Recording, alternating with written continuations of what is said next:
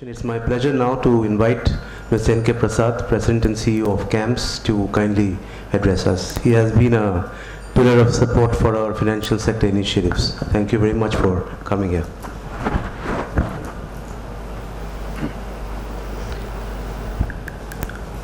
Good morning, Mr. Banerjee, Mr. Sharma, and Mr. Rathi, and the attendees in this event. I wish to thank Indian Chamber of Commerce for inviting me for this event. And I'm extremely happy to see that ICC has taken this initiative to conduct such a seminar in Bhubaneswar. And I'm told that they are planning to do that in various other parts of the country as well, especially the interior parts. I personally think it's a moment to be cherished by the mutual fund industry and everybody who's got anything to do with the mutual fund industry. I personally think the mutual fund should be a national agenda at this point in time. Why do I think so? The entire world is looking for growth, economic growth, which is lacking in the developed markets, what are called the DMs, and everybody is looking at the EMs, the emerging markets, and within the emerging markets, everybody believes that India has got the power to be one of the growth drivers for the entire world economy. Why do they say that? We have a strong political environment and we have a strong growth oriented policy and policy making, and we have regulatory convergence who are working together in terms of promoting economic growth for the country, and we have a vast amount of demographic advantage compared to the developed countries, be it Japan or the Europe or the rest of the developed economies, where we have a lot of young workforce who are going to be coming into the productive economic life cycle. So structurally this is a great opportunity. India is well known for its saving habits. Indians are great savers, unlike the Americans or unlike the Europeans. Yet they do not convert their household savings into investments. And what better product category than mutual fund to give this channel of converting the household savings into productive investments. Does the country require growth capital? Yes, it does. Because if you are going to look at investing in infrastructure, you are going to look at developing the economy, developing the country, you need long-term risk capital. And what better means of channelizing the household savings into the risk capital that is needed for the country through mutual fund route? Because mutual funds have demonstrated over the last 2 decades or more in terms of providing risk-adjusted, tax-adjusted, superior returns compared to any other asset class. Take any mutual fund, you will see many of the products which have delivered these kind of benefits. At a second level, I believe that the Indian consumer is highly challenged. All of us get educated, we get into our work life, we spend for 30 years, 35 years. At the end of the day, for what? To secure and achieve our financial goals, to secure our family's needs. And yet, the Indian savers are not habituated to channelizing their investment into the productive avenues for growing their financial capital and taking care of their financial needs. So we are also addressing the need of the at a micro level, the Indian investors' requirement of beating the inflation and securing the financial goals. So therefore, mutual fund, in my opinion, assumes national importance at this point in time. And it's extremely heartening that with SEBI's directive of spending 2 basis points of AUM on investor education and awareness, I think that is bearing fruit in terms of growing base of investors who are coming into the mutual fund industry and the growing base of investors who are making systematic investment as a habit of growing their wealth over a period of time. I want to size the opportunity in terms of sharing with you. Mr. Rathi has mentioned about the Canadian market. Let's look at US market. US market is supposed to be somewhere around 16 trillion economy, and the asset management industry out there is more than 11 trillion. And then there is a hedge fund industry which is another 3 to 4 trillion. So you are talking about economies, the mature economies which account for almost 70, 80, 90% of the GDP itself. And what is India's mutual fund industry in relation to the GDP? It's hardly 11%. There are many countries which are also populous like India, which have got into the mutual fund, which have developed the mutual fund industry much later than us. Even they have achieved a percentage of 25% of the GDP. So therefore the headroom that we have got is very large.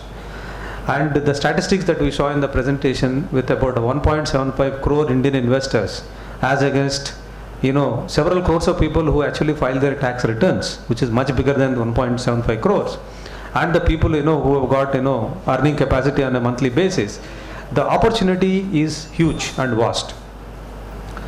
And there are also secular factors which are actually going to give us a lot of tailwind in the medium to long term for our industry to grow faster than what we have achieved so far, which Mr. Rati has shared with you at about 17 to 19% compounded growth rate.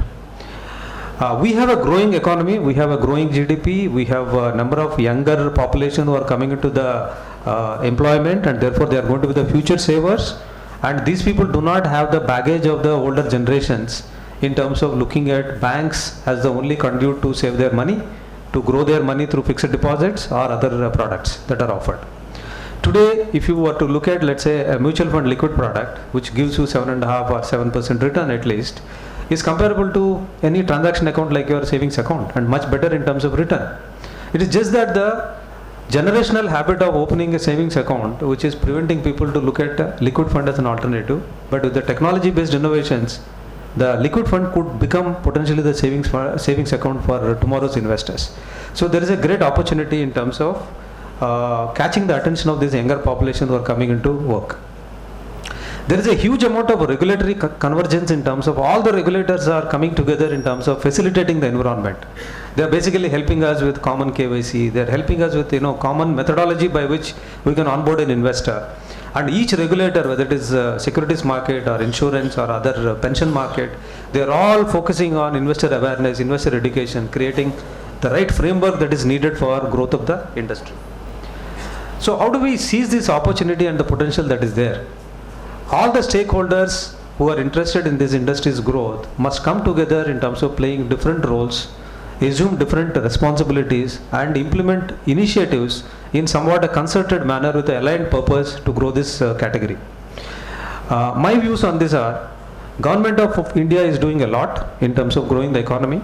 I think it would be useful if the government helped in terms of introducing some courses called personal finance as a part of graduation.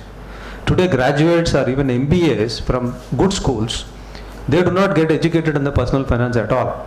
They study about finance and various other subjects, but they do not have any subject on the personal finance. It should be a mandatory non-credit course so that it gives a perspective for the people to manage their personal finance. In terms of the regulatory thrust in terms of investor awareness and education and so on and so forth, I think a lot more needs to be done. And events like this must be done on a pan-India basis more regularly so that we create the habit of looking at mutual fund as an avenue for investing and growing. As far as the mutual funds themselves are concerned, they have introduced great products. They are also introducing great conveniences in terms of accessing these products. There was a lot that was discussed about the systematic investment plan, which has become very popular now at this point in time. But there is a huge headroom for growth, because if you look at the equity investors today, we have about 3.9 crore equity investment accounts, and we hardly have about 1 crore systematic investment plans. And so therefore there is a potential even with the existing investors. And if you look at the liquid funds, we hardly have 600,000 accounts in the industry. Compare that with the statistics that we saw, 75 or 40 crore savings accounts, and there is supposed to be a 27 crore Jan-Dhan accounts on top of that. So we're talking about 70 crore accounts, equivalent accounts. Even our debt mutual fund accounts are hardly about 85, 88, 90 lakhs at the most, which is again showing a lot of potential. So the asset management companies must continue to create the investor education and awareness in terms of the benefits of the products. And it's a very nice chart that I saw in terms of how a liquid fund can be compared to a savings account and so on and so forth. The most important community is the distribution community, who need to develop a vibrant distribution ecosystem. While we have 1.5 lakh AMFI registered users who are distributing, actually the number of people who are selling to new customers is very small. From our book we see that hardly 25,000 people are earning the upfront commission, which means that many of the distributors are not active in terms of bringing new customers. There is a great opportunity, and this is a time, gentlemen, for you to really use all your skills and use your armor to grow the investor base, because this is a fantastic time and this is the right time for us to act. And the distributors must make sure that they give sustainable advice in terms of choice of the products, usage of the product, and so on and so forth.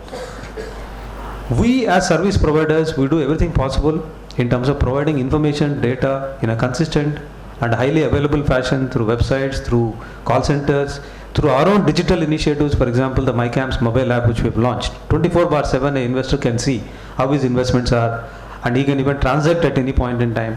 He can set up an investment account, he can set up a systematic investment plan, and so on and so forth. And it is all at a zero cost to the investor.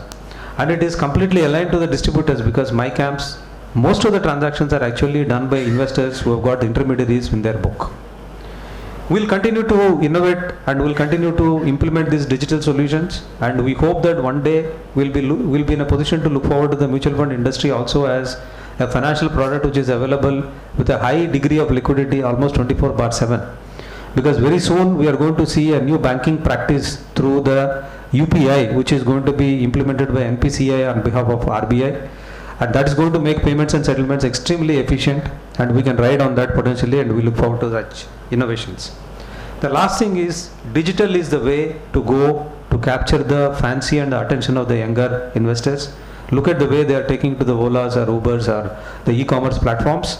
I think we need to create the same kind of environment in order to attract the attention of the younger population who are going to be our future customers, and they are going to be our long-term customers, and that's the direction that all of us must focus and grow.